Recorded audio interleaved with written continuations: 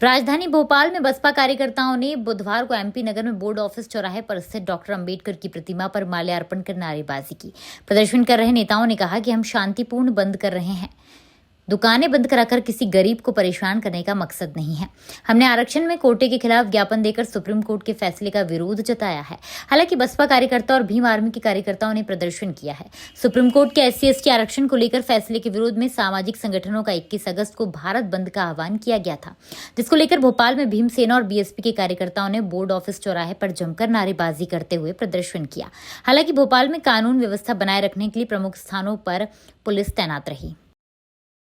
जो 1 अगस्त को माननीय सुप्रीम कोर्ट ने जो अध्यादेश पारित करने के लिए बात कही गई है कि आरक्षण में जो क्रीमी लेयर लागू करने की बात जो कही है, हमारा बहुजन समाज पार्टी का भारत के अंदर आज बंद को लेकर इसी बात को लेकर बंद का आह्वान है कि आरक्षण से छेड़छाड़ ना की जाए।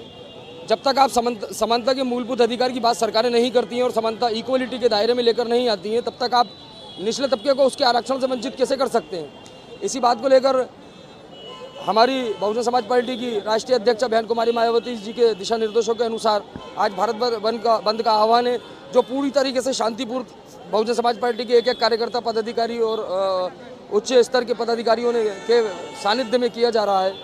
और हम ये एक संदेश देना चाहते हैं भारत की गवर्नमेंट को कि जो काम कांग्रेस ने किया है वही काम बीजेपी कर रही है। दलित, पिछड़े, आदिवासियों, अल्पसंख्यकों के अधिकारों का हनन कर रही है। हम ये सरकार को सचेत करना चाहते हैं इस प्रोटेस्ट से कि सरकार संविधान से छेड़छाड़ करने से बाज आए।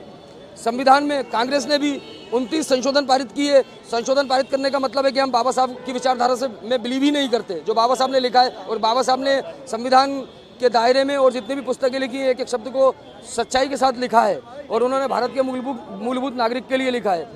अब अंतिम पंक्ति में खड़ा हुआ भारत का नागरिक किस तरीके से ऊपर आए और किस तरीके से वो इक्वल कहलाए, समानता के अपने जीवन जीने के अधिकार के साथ अपने परिवार को ऊपर लेकर आने के जो उसकी चेष्टा है वो कैसे लेकर आए।